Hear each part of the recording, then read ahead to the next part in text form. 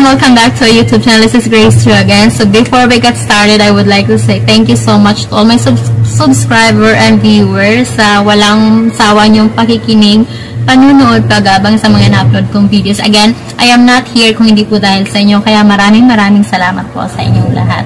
So sa mga bago pa lang sa channel ko, my content includes process and procedure on how to apply online, provided a license that was verified under PUEA. I also provide a DMW, the accreditation of the job vacancy offer, the email address of the agency, the contact number, the job link to apply, and also the email address of the agency.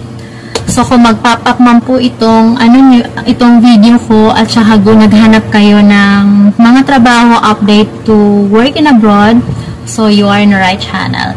So kung mag-pop up man po ito at gusto nyo talagang makapagtrabaho abroad, so watch this video till end to get the most important information for you to apply. Okay pa? So still magbibigay po ako ng trabaho na yun po yung need ninyo, yun po yung ina-ask ninyo sa akin. Bago ko po ipagpatuloy at bago ko ibigay yung agency na pwede nyo pag-applyan, so also don't forget to subscribe my YouTube channel, Grace Choa, nasa screen din po, and click the bell notification down below para updated po kayo sa mga in-upload kong videos every week or every other week. So the agency that I will provide for you today is Uno versus Placement Incorporation. Natatawa ako kasi tingnan niyo yung background ko. Walang plancha. Hindi ko siya plinansya kasi nagmamadali ako. Iniisip ko kasi na hala, 8 days ago na I think 8 or 10, 9 or 10 days na hindi pa ako nakakapag-upload, kaya agad-agad kong hinilatag na lang to kahit na gusto siya makapag-upload lang, makapagbigay lang ako ng update sa inyo since yun po yung ina-ask ninyo. Kaya pasensya na po sa background ko. Well, continue na po tayo. So again, the agency that I will provide for you today is Owner versus Placement Incorporation. Representative under the name of Elvera A. Pineda.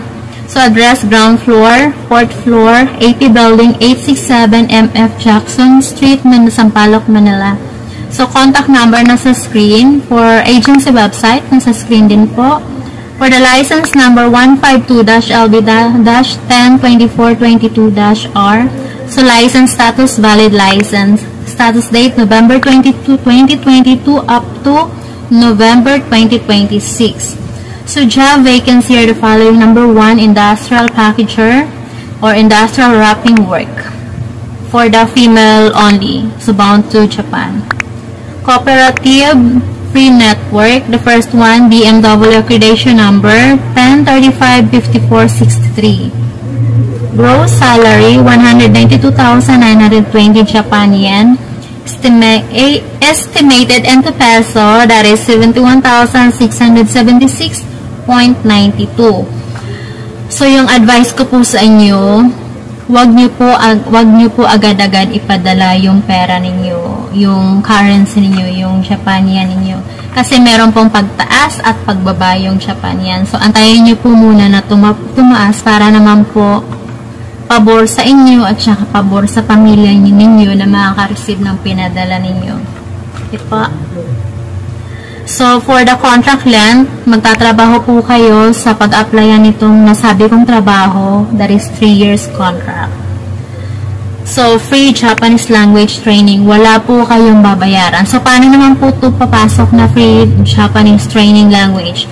Once na makapasa kayo sa interview, makita sa resume ninyo na okay ka, karapat-dapat ka sa pag-applyan ninyo, dyan na po papasok yung free language Japanese training ninyo. Wala po kayong babayaran yan kasi shoulder po yan ng agency.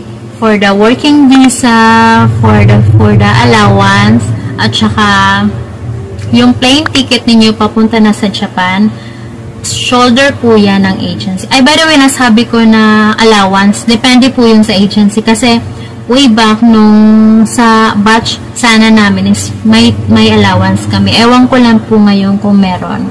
So, kung meron man po, di salamat. Pero kung wala naman, pasensya na po tayo. Ang importante, Wala kayong babayaran sa free language training ninyo, wala kayong babayaran sa plane ticket ninyo papuntang Japan, at wala kayong babayaran sa working visa ninyo. Okay po, ako po yung nabubulol. Kasi every time na nakikita ko yung background ko, natatawa ako kasi hindi nga siya, gusot nga niya, kaya pasensya na po.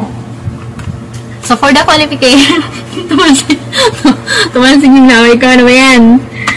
Anyway, hindi ko na lang i-mind yung nasa likod ko na ano ko, nade-distract ako kasi gusot-gusot na, mamadali ako. Pasensya na. But next time, or next week na mag-upload ako, paplansyahin ko na para hindi naman pangit sa ano ninyo. Hindi ako natatawa during recording at yung laway ko pa tumatas. Pasensya na po. Anyway, for the qualification, the first one, physically and mentally fit to work abroad. The second one, certificate of employment at least 6 months to 1 year experience in the same field. Number 3, high school graduate. Number 4, must be willing to undergo skills test and or trade test to prove that you have the skills and experience. And then the last one, must be willing to undergo medical examination, cost payable to the DOH accredited clinic. So, ibig sabihin, mag-undergo po kayo ng medical. So, dadaan po kayo for medical, pero wala po kayong babayaran yan. Again, shoulder po yan ng agency ninyo. At meron pong pagkakataon na kayo yung magbabayad ng medical ninyo, pero before po ng flight ninyo, a week before, refundable po yan ng agency. Wala po talaga kayong babayaran yan. So, for the walk-in, dapat fully vaccinated at dala ninyo yung passport ninyo para mas madali yung proseso. Wala pong dahilan na magkaroon kayo ng aberya sa pag-apply. So, for the following documents na kailangan yung dalhin pag mag-apply kayo, pag mag-walk-in kayo sa agency, the first one, ONO application form. So, makikita nyo po to makakapag-fill out kayo online. Yun po yung gusto ko na bago kayo pumunta sa agency, mag-apply po muna kayo online. Kasi mas advantage po yun eh. Una, mag-apply kayo agency, may record na kayo bago kayo pumunta sa agency. The second one, magkakaroon kayo ng idea. Hindi yung gagastos muna kayo pumunta ng agency, tapos babalik na naman kayo kasi may kailangan palang dalhin, may kailangan gawin. So, apply online before go to the agency. And then the third one, of course, valid passport. Number 4, certificate of employment. Number 5, 2x2 picture with background na may suot na blazer. So, hindi po kayo pwedeng magpa-picture for resume, for your application, or magdadala kayo ng 2x2 picture na naka-sleeveless. Dapat naka-blazer para formal naman po tingnan at makikita ng employer nyo na okay tingnan yung application niyo, yung picture niyo. And then, number 6, 2 pieces certified true copy of diploma. Number 7, 2 pieces certified true copy of Form 137 kung high school level or graduate. At kung nakapagtapos man kayo ng kolehiyo, dala nyo yung certificate, transcript of record or TOR. Number 8, NBA clearance multi-purpose. Wala pa naman akong dalang tubig. Tapos, ang mahangin sa likod ko. Wala akong tubig dito sa ano ko. Nakalimutan ko kaya medyo mano yung boses ko. Well, anyway, ayan na lang po natin. Wala akong tubig. So, continue na lang po ako. And then, number 10, nasabi ko na ba, number 9, PSA birth certificate. Number 10, e-registration or the e-ring. Number 11, for employment seminar. Ito po yung tinatawag na POS. Number 12, vaccination card at poster card. At saka, nga pala, kung sakali man kasal na kayo, dalhin nyo po yung marriage contract ninyo. Number 13, certificate of residency form, barangay, kung saan man po kayong barangay. So, kailangan nyo pong dalhin yun. So, visit sourcing.uno.ph. Why? Una, kailangan nyo po makilala kung sino si Uno.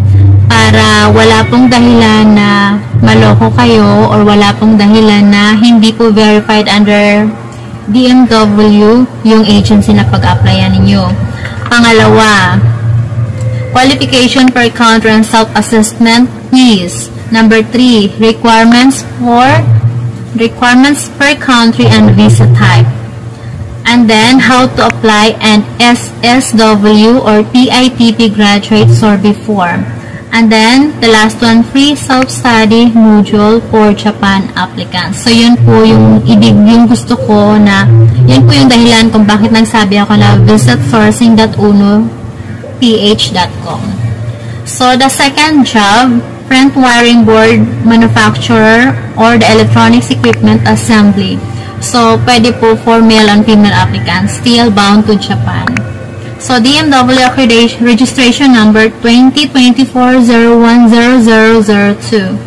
Gross salary 153,473 Japan yen. Estimated into peso 56,569.96.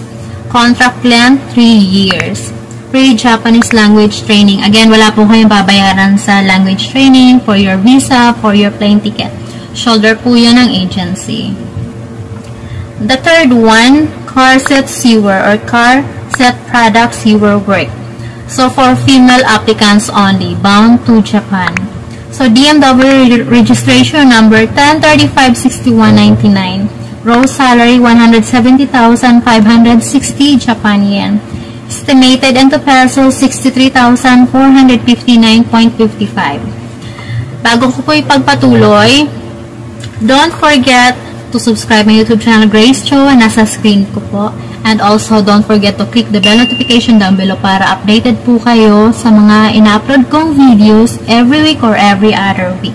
Para wala po kayong mag-miss sa mga ina-upload kong videos, ano man po yan, job vacancy, yung mga tips paano mag-apply, kung paano maiwasan po kayong maloko ng mga agency, or how to verify the license number. Kasi meron pong tendency na merong license number yung agency pero hindi siya verified sa DMW, hindi siya under PUEA, hindi siya legit, hindi siya verified. Pag-uusapan po natin yan the next time na i-upload ko. Para wala po kayong aberya, hindi po kayo maloko ng mga agency sa Pilipinas. At wala po kayong maging problema pagdating nyo sa ibang lugar. Okay po? So, abangan nyo po yan. So, the fourth job vacancy, that is interior finishing worker.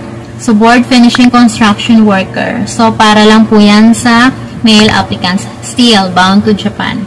So, DMW registration number 10351708.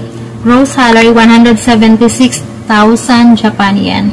Estimated into peso 65,352.29. Contract length 3 years. Again, free training for the language Japan. Free working visa, and then free for plane ticket bound to Japan. So, the last one, painter construction painting work, that is only for male applicants bound to Japan.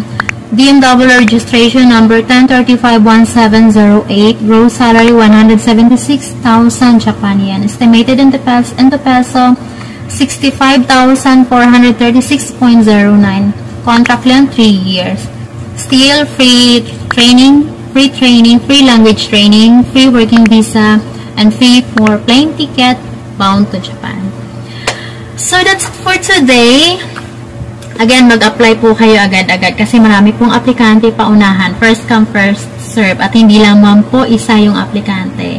So, the moment na mag-pop up man po itong video ko, so apply po agad kayo. Mag-apply po kayo agad-agad. So, sa mga bago pa lang dito sa content ko, again, kung naghanap po kayo ng work abroad, the update and everything, you're in the right channels. Always watch my video till end para makapag-apply kayo. So again, don't forget to subscribe my YouTube channel and also click the bell notification for you to get notified every upload video ko. So thank you for watching. Have a great day. Bye!